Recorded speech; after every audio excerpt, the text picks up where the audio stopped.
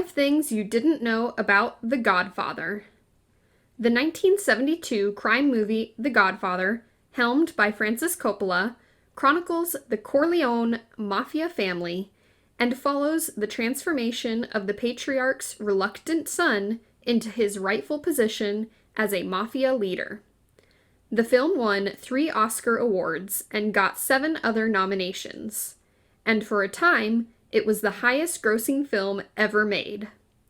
It was widely considered as one of the most influential films, and the cornerstone of the gangster genre.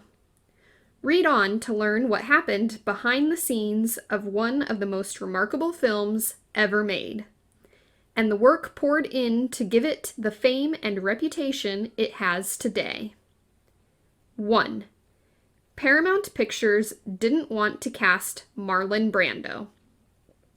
Following the movie's release and huge success, it was disclosed that Paramount Pictures initially refused to cast Marlon Brando to portray the role of Vito Corleone.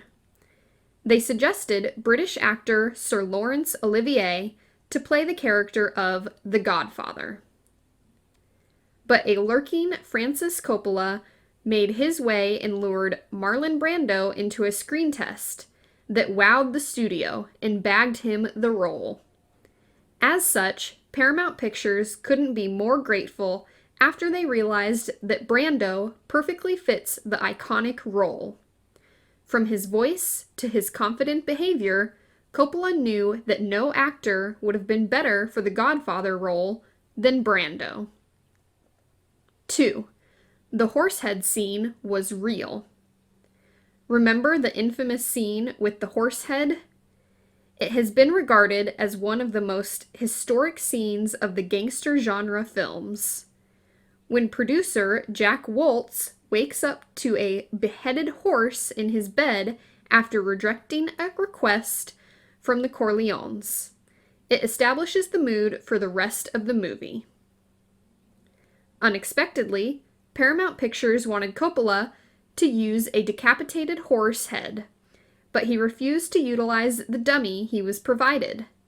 That said, he discovered a horse poised to be put down and used at a dog food factory.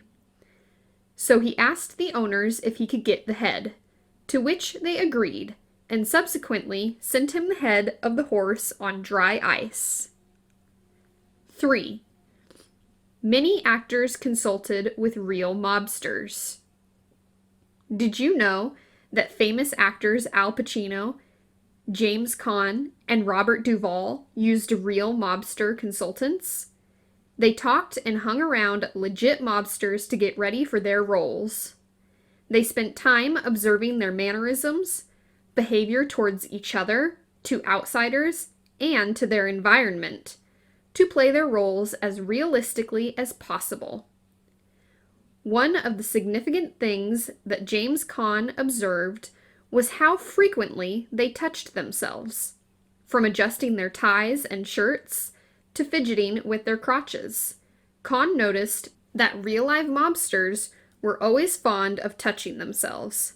Clearly, this approach worked well, and was even utilized by other filmmakers and actors, including those who worked on Martin Scorsese's Goodfellas several years later. 4. Stooging around was the standard on set. When the movie's cast became comfortable with each other, seeing Robert Duvall and James Caan mooning Marlon Brando prior to shooting some of his more serious scenes became a usual thing.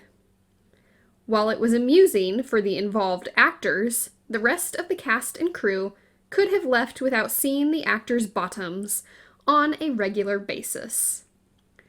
When Brando had the chance to take revenge on the two men, he suddenly dropped his pants while shooting the wedding scene.